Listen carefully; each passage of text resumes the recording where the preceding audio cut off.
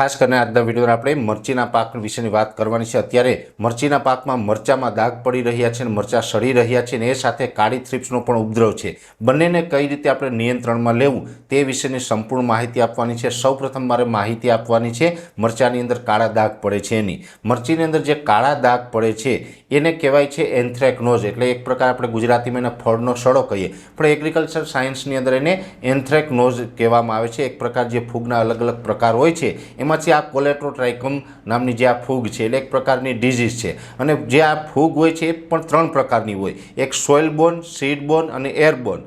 સોઇલબોર્ન એટલે કે જમીનજન્ય ફૂગ છે, સીડબોર્ન એટલે બિયારણ દ્વારા જે ફૂગ આવતી હોય છે એ હોય છે, અને બીજી હોય છે એરબોર્ન એટલે કે હવા દ્વારા ફેલાતી હોય છે। આ એક પ્રકારે એરબોર્ન કહેવામાં આવે છે અને આ ચેપી રોગ છે। મરચાની અંદર જે આ કાળા દાગા પડે છે એ જે ફૂગ છે એ ચેપી છે, એક મરચામાં લાગશે તો પછી આખા ખેતરમાં એ ફેલાશે અને એકદમ ઝડપથી ફેલાઈ જશે। એટલે પહેલાં તો જે તમે દવા છંટકાવ કરો ને એનો કોઈ પણ ઈલાજ કરો એ પહેલાં આપણે પહેલી કાળજી એ રાખવાની છે કે જે મરચાની અંદર દાગ પડ્યા છે એ મરચાંને આપણે ત્યાંથી ખેતરમાંથી દૂર કાઢી નાખવા। કેમ કે ઘણી વખત આપણે ખેડૂત ભાઈઓ એવી ભૂલ કરતા હોય છે કે એ મરચાં છે ને એ આપણે તોડી, મરચું જે બગડી ગયું છે, દાગ પડી ગયો છે, એમાં એન્થ્રેકનો છે એને આપણે તોડીને આપણે ઘણી વખત પાટલામાં નાખી દેતા હોય છે। હવે આપણે ખેતરની અંદર જો પાટલામાં નાખીએ છીએ તો એનો ચેપ પણ પાછો આપણી મરચીમાં લાગવાનો છે, એટલે આપણે એ પ્રશ્ન સોલ્વ ન થાય। ગમે એટલી દવાનો છંટકાવ કરીએ તો પણ સોલ્વ ન થાય। એટલે ખાસ ધ્યાન પહેલાં તો એ રાખવાનું છે કે જે દાગવાળા મરચાં છે જેની અંદર આ પ્રોબ્લેમ છે દાગા પડવાનો, એ મરચાંને ખેતરની બહાર કાઢવા